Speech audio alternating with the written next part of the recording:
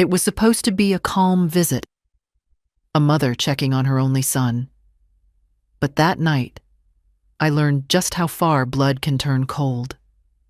I stood in his hallway, my voice shaking, saying words I thought no mother should ever have to say. "I'm your mother." He smiled, not kindly, not even cruelly, just like a stranger who'd already moved on.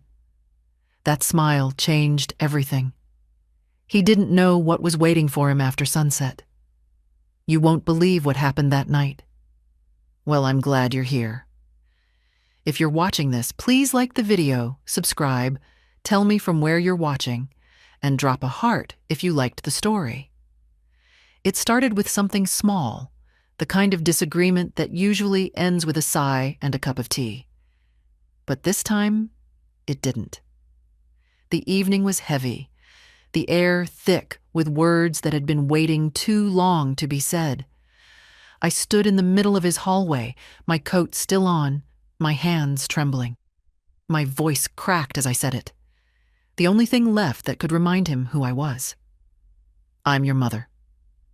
He didn't shout. He didn't argue. He just smiled. Slow, cruel, and quiet. A smile that didn't belong to the boy I raised. It belonged to someone who thought he had won something. Behind him, his wife leaned against the doorframe, arms crossed, her smirk matching his. She looked at me as if I was an uninvited guest, not the woman who once carried his name on her back through every hardship. For a long moment, no one moved. The clock ticked somewhere in the living room. The sound of the refrigerator hummed, cold and steady, filling the silence. Then, with a small tilt of his head, he turned away. Just like that. As if my presence was an inconvenience, as if motherhood was something temporary that he had grown out of. My heart pounded in my chest. Every inch of me wanted to scream, to demand that he look at me, to ask where the boy who once clung to my skirt had gone. But I didn't. I just stood there, feeling every second stretch into something unbearable. That smile of his was the last thread snapping between us. It wasn't anger that filled me then. It was a deep, still emptiness. He had built this house with my help, my savings, my sacrifices, my trust. And yet, here I was, treated like a stranger standing in a hallway I'd helped pay for. I could still see the faint mark on the wall where I'd helped him hang his first family photo. I remembered the paint under my nails, the laughter from that day. But tonight, that wall felt like a barrier between two different worlds, one built by love and the other by greed. His wife whispered something I couldn't hear, and they both turned toward the living room, leaving me standing by the door. No one offered a chair. No one said goodbye. I was invisible in a space I had once called home. My throat burned, but I stayed silent.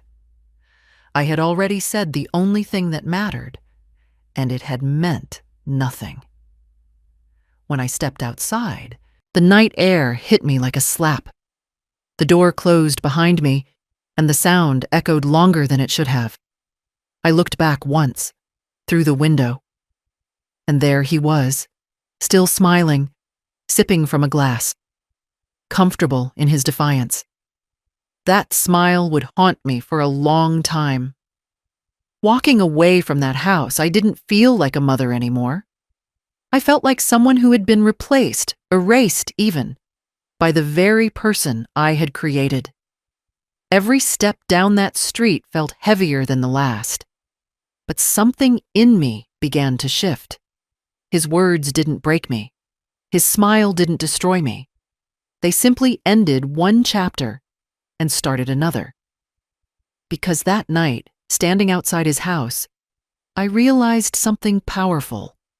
Love may build homes, but respect keeps the doors open. And if he no longer respected me, then maybe it was time those doors closed for him too. He had mistaken my silence for weakness. He had mistaken my patience for surrender. But he would soon learn that a mother's quiet doesn't mean defeat. It means planning. It means watching. It means waiting for the right moment. The moment when the same door he slammed would no longer open for him. That night, I walked home without looking back again. I wasn't crying. I wasn't shaking. I was thinking. He believed locking me out of his heart gave him power. He had no idea that the next lock would belong to me. When people see an old woman sitting alone, they think her story is over. But mine began long before that argument. Long before the house, the silence, the smile. My story started with love that had no rest. I was 27 when my husband died, and my son was only 5. There were no savings, no help, and no one to lean on. The world didn't make space for widows then. So, I worked. I cleaned offices in the morning, sorted mail in the afternoon, and stitched clothes at night. Every rupee, every coin, went toward keeping him fed, clothed, and educated. I remember his small hands holding my cheeks when I came home exhausted. He used to say, "Mom, one day I'll buy you a big house." And I believed him. Those words became my anchor on the hardest nights. I skipped meals so he could eat better. I mended my old shoes instead of buying new ones. I kept his school fees paid even when it meant delaying rent. My dreams stopped being about me. They became entirely about him. When he grew older, his needs grew too. School turned to college, and college turned to ambition. He wanted to start a business. I sold the last gold bangle my husband had given me on our wedding day, a piece I'd sworn never to part with. But when you're a mother, promises to yourself mean nothing compared to the ones you make to your child. That money became his beginning. The house he now calls his own was built with my blood and patience. It started as a small plot my husband and I once looked at together. After his death, I saved every bit until I could buy it. I laid the foundation stone myself. When construction began, I carried water for the workers just to feel part of it. Every wall, every brick was proof of what one tired woman could achieve with enough purpose. When it finally stood complete, I gave my son the keys. He cried then. I thought those tears meant gratitude. I didn't know they meant possession. Years passed, and his success came. He bought new clothes, new friends, and new priorities.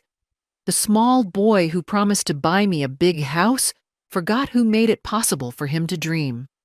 I told myself it was normal, that children grow, that independence can sound like distance. But slowly, distance turned into dismissal. Calls stopped coming. Visits felt forced. My advice became something to be mocked. He thought I was outdated, a leftover piece from a world that no longer mattered. Even then, I didn't stop giving. I gave him the last part of my savings to help him when his business faltered. I co-signed loans to keep his credit safe. I signed documents I didn't fully read because I trusted him. That trust was my greatest mistake.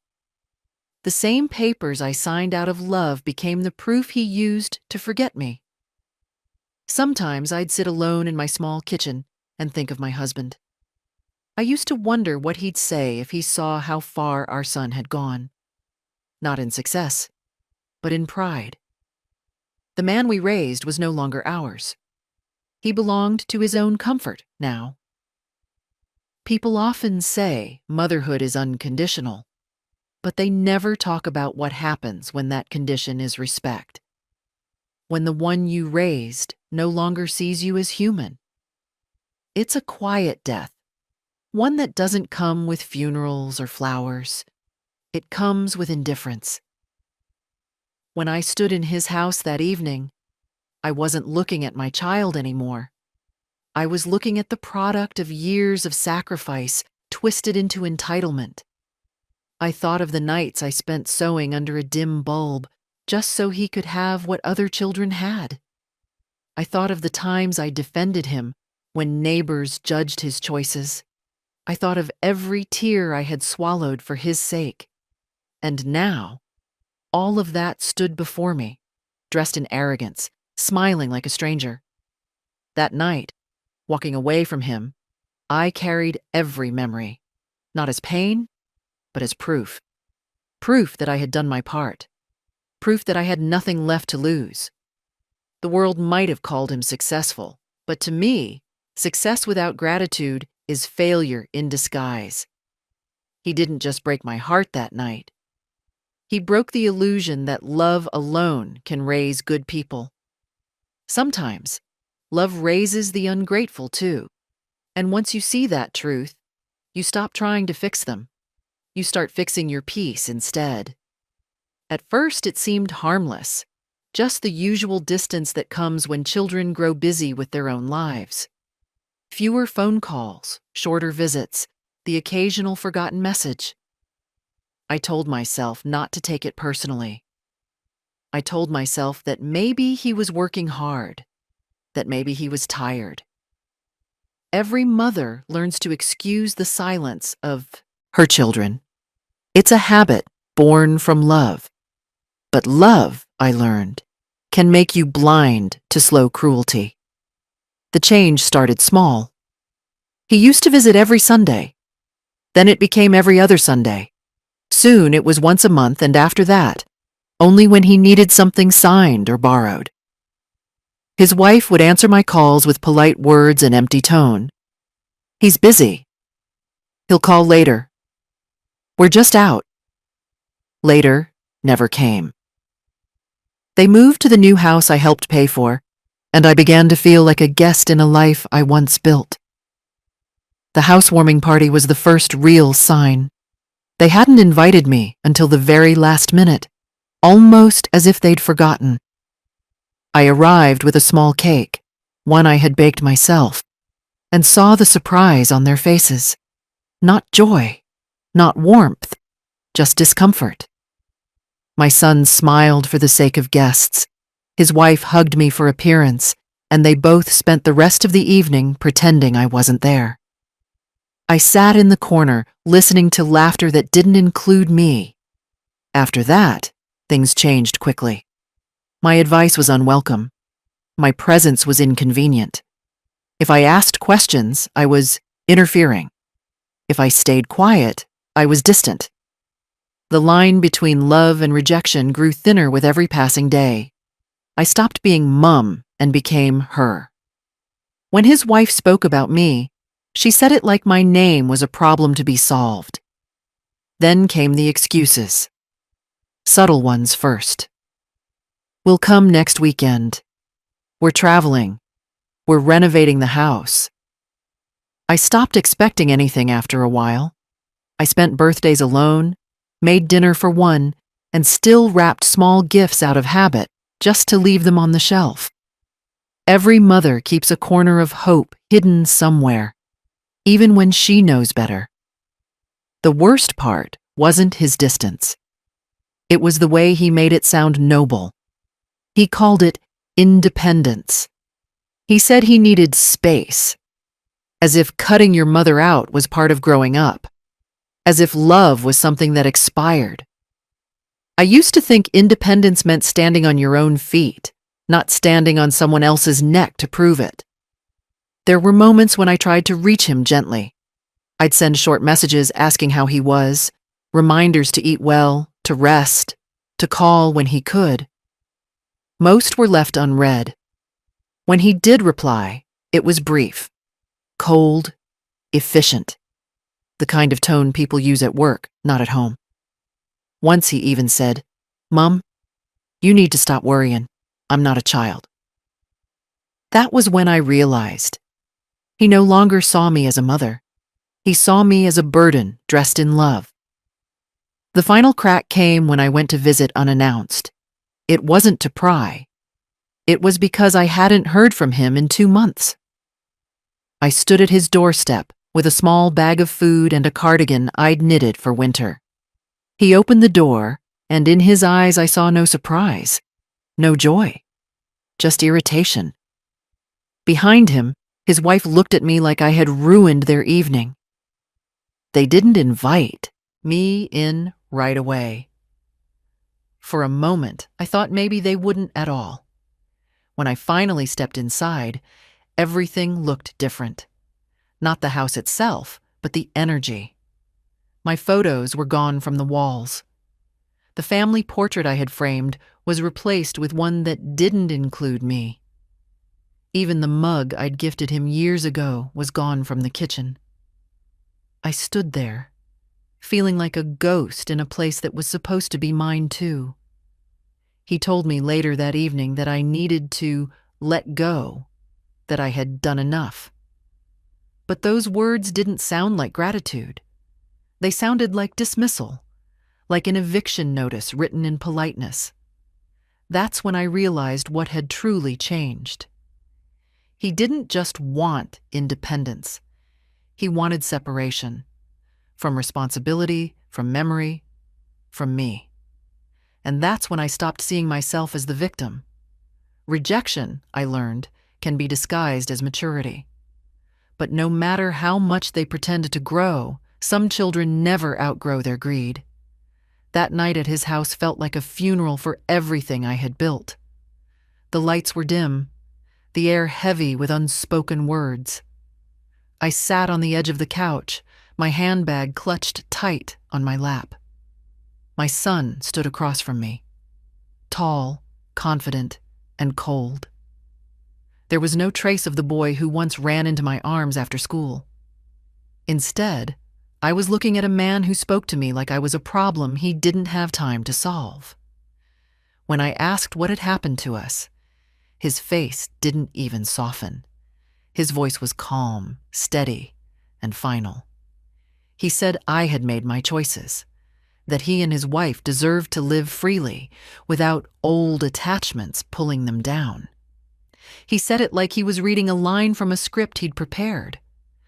I remember my knees trembling, but I didn't let them see. I stood there, quiet, staring at the man I had once believed would protect me in old age. He didn't shout, didn't curse. That would have been easier to forgive. Instead, he smiled. That same hollow smile from before, one that told me I was already forgotten. Behind him, his wife turned away, pretending to check her phone. The silence was so cruel that even breathing felt wrong. I could hear my own heart, slow and heavy, reminding me how far we had fallen. It's strange how humiliation doesn't always come with shouting. Sometimes it comes dressed in calm voices and polite smiles. Sometimes it comes from your own child, telling you, with words disguised as wisdom, that your time in their life is over. I realized that I wasn't being punished for what I did wrong. I was being erased because I had become inconvenient. The house I helped him build didn't feel like a home anymore. Every photograph that used to have me in it was gone. The furniture had changed, the walls repainted, the warmth replaced with distance. I looked around and understood that I had already been removed from his life. The only thing left was to make it official. When I turned to leave, he didn't stop me. He didn't even walk me to the door. He just said, almost casually, that I needed to move on. I walked out, my hand brushing against the doorframe that I once painted with him. The smell of the fresh wood finish still lingered faintly. I remember thinking how strange it was that something built with love could now feel like a prison. Outside, the night air felt sharp and cold. The street was empty, but I felt the weight of eyes that weren't there. The invisible stares of every mother who had ever been made to feel small by her own child. My tears didn't fall. Not yet. Because even as pain pressed on my chest, something inside me shifted. I realized I had spent my whole life trying to be needed. Now, for the first time, I would learn to be respected. Humiliation does one of two things. It breaks you or it clears your vision. That night, I saw everything clearly. I saw how kindness had turned into a leash, how patience had become permission for him to forget me. And I saw, in the reflection of his locked door, that the woman he thought was powerless still held one thing he didn't: ownership. When I reached home, I didn't go to bed. I sat at the kitchen table, hands folded, staring at the clock as it ticked past midnight. The room was quiet, but my thoughts were loud. For years I had been afraid of losing my son's love. Now I knew what was worse: keeping it when it had already turned into pity. I made a decision that night. I would not shout, I would not argue, and I would not beg. I would act. If he had chosen to erase me from his heart, then I would erase him from the power I had given him. He would learn that respect, once broken, has consequences. And as the first light of dawn crept through the window, I finally allowed myself to cry. Not for the man he had become, but for the mother I had been. That version of me died quietly at his doorstep. What remained was someone stronger, colder, and far more aware of what needed to be done. When I came home that night, the house felt smaller than usual. Every sound, the ticking clock, the humming fridge, the faint wind against the window, felt louder, heavier. I sat at my kitchen table without turning on the lights. The silence didn't scare me anymore. It helped me think. My face still ached faintly from the tears I hadn't shed, but my mind was sharper than it had been in years. There's a moment after humiliation when pain stops burning and starts hardening. That was the moment I reached. On the table lay an old photograph of my son as a child, missing a front tooth, laughing with his arms around my neck. I stared at it for a long time, wondering where that boy had gone. The man I saw today wasn't him. Somewhere along the way, love had turned into entitlement and gratitude into greed. I had confused his success for goodness. I had mistaken comfort for care.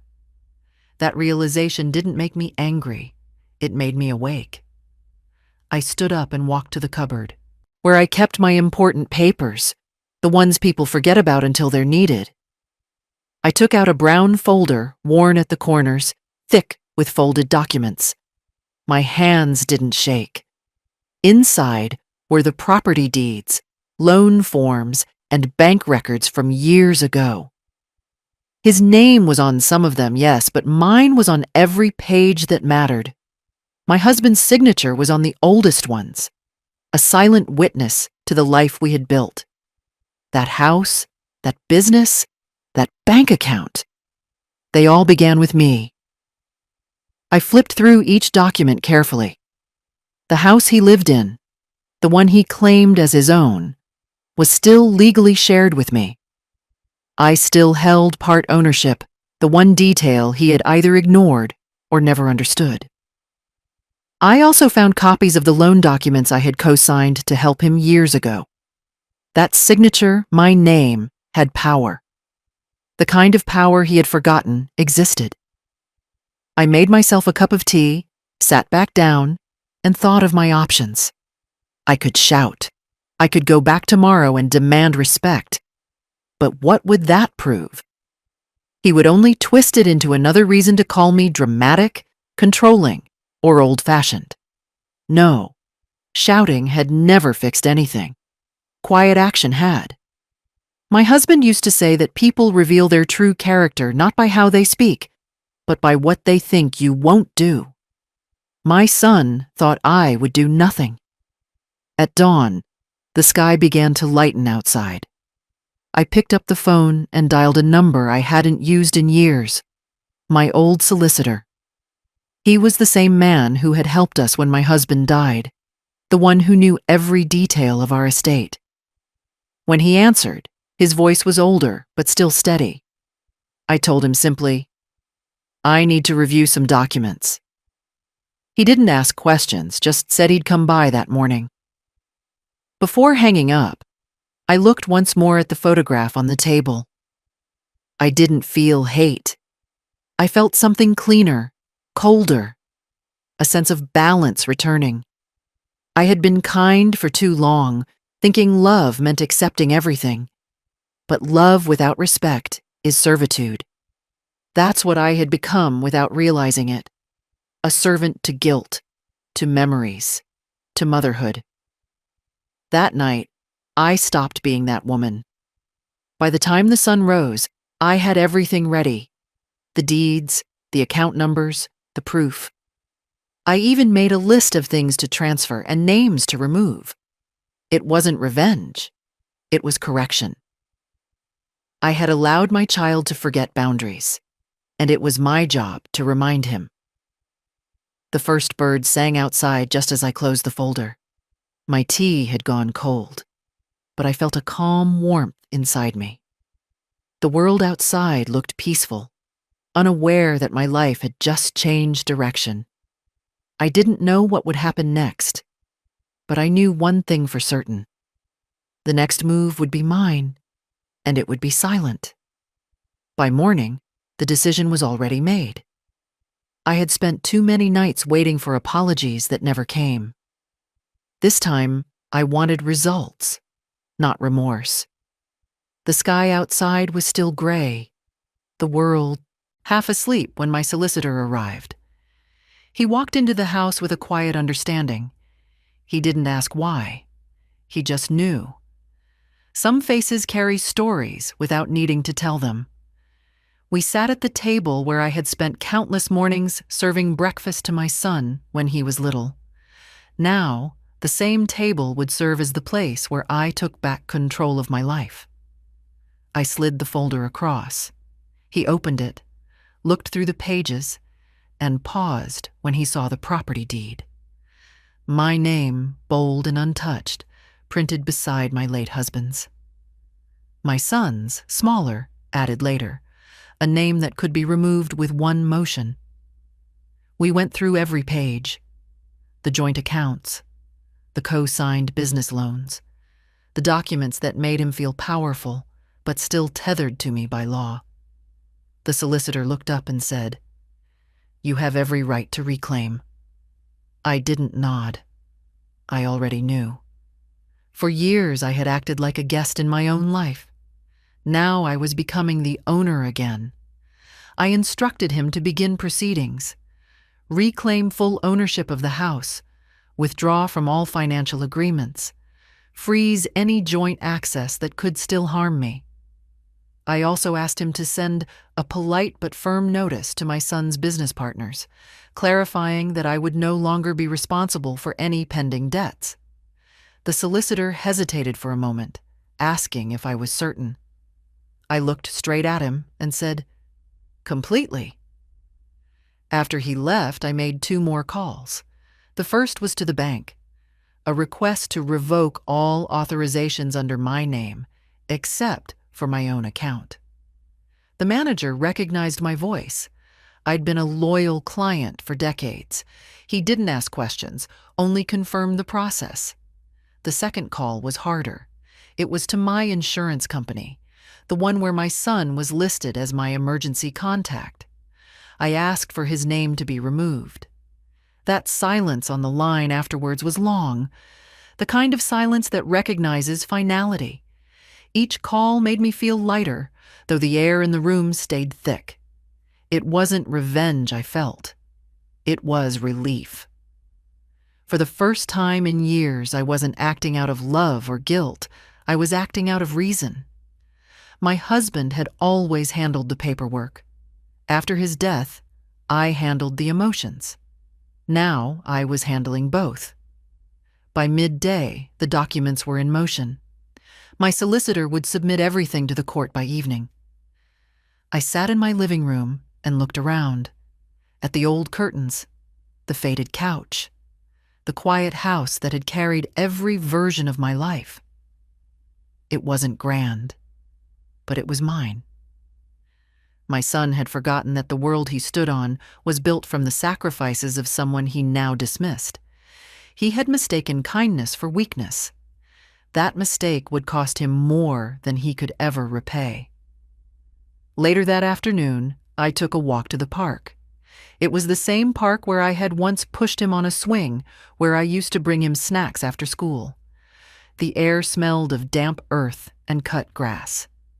I realized that while he had outgrown those memories, I hadn't.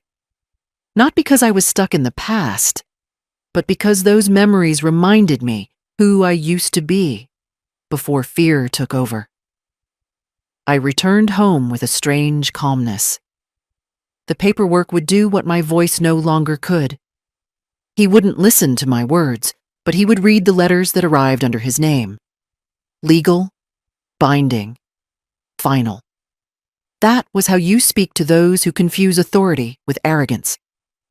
When the evening came, I made myself dinner and ate alone, not in sadness, but in peace. The phone sat on the counter, silent. I didn't expect it to ring, but if it did, I already knew I wouldn't answer. The mother in me had done enough talking. Now it was the woman's turn, the one who still had her name on every page that mattered. The next evening, everything unfolded quietly. No shouting, no scene, just the sound of justice taking its natural course. I had left the house that morning with instructions already in place. The solicitor's letter had been delivered, the property documents refiled, and the legal locks changed.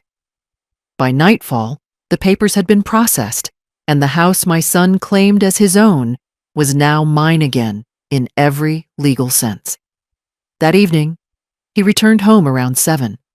I wasn't there, but I was told what happened. He parked his car, walked up the familiar steps, and tried his key in the lock. It didn't fit. He tried again, then harder. The sound of metal scraping against metal filled the quiet street. Confusion must have turned to panic when he realized the door wouldn't open. For the first time in his life, he was outside looking in. I had warned no one. The neighbors watched through half-drawn curtains, whispering. He shouted my name, pounded on the door, demanded answers. But the house stayed silent. It wasn't defiance. It was law. The movers I'd arranged were already inside, finishing what needed to be done. Boxes marked with his name were stacked neatly by the hallway window. His wife's framed photographs had been removed, their clothes folded into bags. Everything that belonged to them had been labeled and recorded, ready to be collected once the eviction order was confirmed. Inside, there was order, not chaos. I'd made sure of that. I had always been a tidy woman, even in revenge. Every item was accounted for, every document signed. The solicitor had instructed the locksmith to install the new security system before leaving. When the last box was sealed, the movers handed me the new keys, the ones that no longer fit my son's hand. I didn't celebrate. I didn't smile. I stood outside the house for a moment, looking at it under the streetlight. It looked different now. Not because anything had changed physically, but because peace had replaced fear. I had spent years walking on eggshells in my own home, afraid of conflict, of losing love, of being unwanted. But that night, I realized I hadn't lost love. I had reclaimed self-respect. Later, I watched, from across the street, as he sat on the front steps, head in his hands. His wife paced nearby, her voice sharp and panicked. The scene was a mirror image of the night he'd humiliated me. Except, now the silence was mine. That was the balance life had restored. The world wasn't cruel. It was fair, if you gave it time. He didn't see me. I waited until he gave up, until he finally stopped shouting and walked away into the darkness. The sound of his footsteps fading down the road was quieter than I expected, almost fragile. I went back inside, locked the door gently, and exhaled for the first time in years. The next morning, I received a call from my solicitor confirming that the legal transfer had gone through overnight. The house was officially entirely mine. He advised me to ignore any contact from my son until formal mediation, but I already knew there would be none. Pride rarely allows apology. I spent the rest of the day walking through the house, room by room, touching the walls, straightening frames, restoring small things that had been neglected. Curtains left dusty, photos taken down, flowers never replaced. It felt like cleansing, not revenge. Each drawer I opened carried a memory, but none of them hurt anymore. Memories can't control you once you see them as history instead of home. That night, I sat by the window with a cup of tea and watched the lights flicker on across the neighborhood. Somewhere out there, my son was learning the difference between power and privilege. He had mistaken both for love. I didn't want him to suffer. I wanted him to remember. I turned the key once more before bed, not out of fear, but out of habit. The sound of the new lock clicking shut was steady, clean, final. For the first time in years, I slept without checking the door twice. The next few days passed in stillness, the kind that feels heavy yet strangely peaceful. I didn't expect an apology, but I expected noise. A knock, a message, an explanation. None came. The house was quiet except for the occasional phone ring that I ignored. I knew it was him.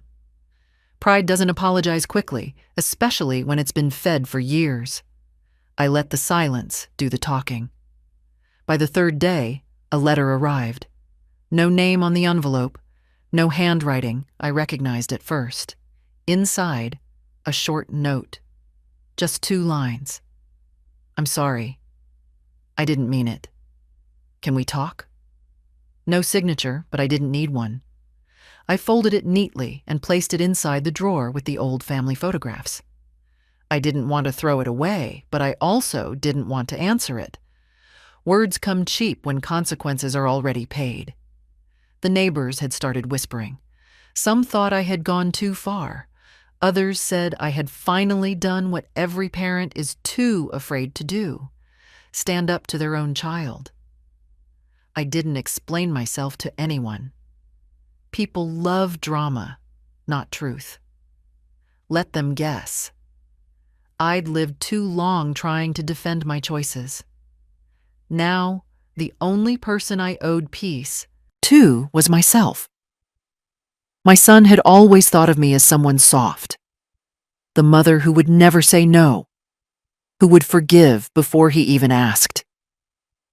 That softness had kept him from growing. It had made him believe that every mistake would be absorbed into love.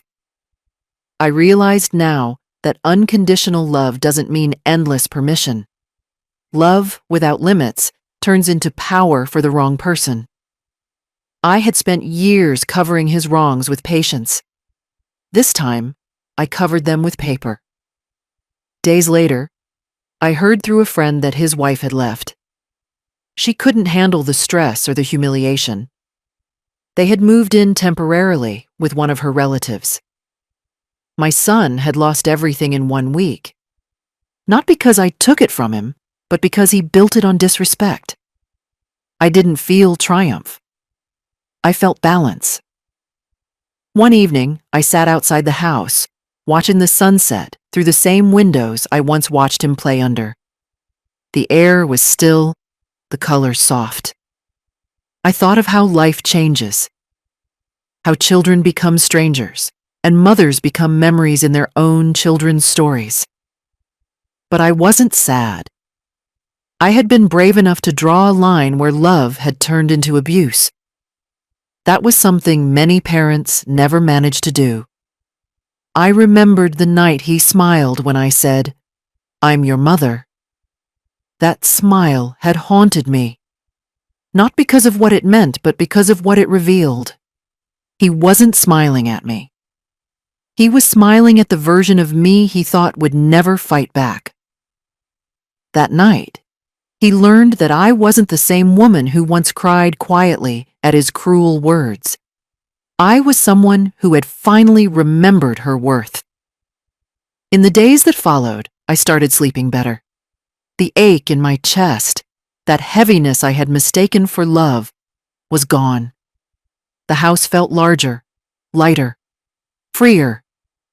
I began restoring things, cleaning the garden, repainting old walls, planting flowers by the fence. Small acts, but they felt like reclaiming parts of myself I had lost piece by piece over the years. I didn't hate my son. I couldn't. But I stopped excusing him. That was my form of forgiveness. Not forgetting, not erasing, but acknowledging the wound and choosing peace over pain. I had done my duty as a mother. Now I was doing my duty as a woman who refused to be treated like a burden. The phone still rings some mornings. Sometimes I let it. Sometimes I turn it off. The world doesn't end when you stop answering. It just gets quieter. And in that quiet, I finally hear myself again. In the weeks that followed, peace arrived not with celebration, but with stillness. It was the kind of quiet that didn't feel empty. It felt earned. Every corner of the house began to breathe again. I no longer walked with hesitation or guilt. The tension that once lived in the walls had gone, and what remained was simple: freedom. I started each morning with tea by the window, watching the sunlight crawl across the kitchen tiles. For the first time in years, I didn't rush. I didn't wait for footsteps, arguments, or the sound of doors slamming. The air carried no weight of expectation. I was alone, but not lonely. I had learned that solitude and peace were not the same as sadness. They were survival. With my new sense of purpose, I decided to make something of the life I had reclaimed. I opened an old notebook where I used to write recipes, the ones my husband loved, the ones my son once begged for as a boy. I spent afternoons baking again, filling the kitchen with the smell of cinnamon and butter. It wasn't nostalgia, it was renewal. Each loaf that rose in the oven felt like a small piece of my spirit rising with it. One morning, I saw an advert for a small vacant shop space near the coast. It was modest but warm, with white walls and a window that overlooked the sea. I took it without hesitation. I called it Eleanor's Bread Room, a name simple enough for strangers to remember, but meaningful enough for me. It became my second home. Customers came slowly at first, locals, fishermen, tourists, drawn by the smell of fresh bread and the calmness that lived behind the counter. Some asked if I worked alone. I always smiled and said yes. That word, alone, used to sound heavy. Now it sounded like independence. I managed the shop myself, served tea, wiped tables, laughed with customers, and ended each day tired but fulfilled. Every coin in the till reminded me that I could stand on my own without anyone's permission. Occasionally, someone mentioned my son. The town was small and people talked. They'd heard fragments of the story, each told differently. I didn't correct them. Truth doesn't need defending when it's already written in legal ink. When people asked if I missed him, I said I hoped he was well. That was true. I wished him peace, but from a distance. In time, I began to decorate the shop with photographs. Not of family, but of moments that belonged only to me. The sunrise over the water, my first loaf of bread that didn't collapse, a little girl's smile after tasting a scone. These were the new chapters of a woman who had stopped waiting to be remembered and started writing her own story again.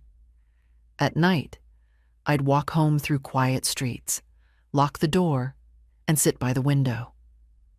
The same moon that once watched me cry now watched me rest. I didn't need to talk about revenge anymore. What I had done wasn't cruelty, it was correction. A mother's job isn't only to nurture, sometimes it's to teach. Even when the lesson comes late, it's still worth giving. I often thought of my husband. He would have approved of what I did, not out of anger, but out of fairness. He used to say, "Dignity is not noise, it's how you close the door."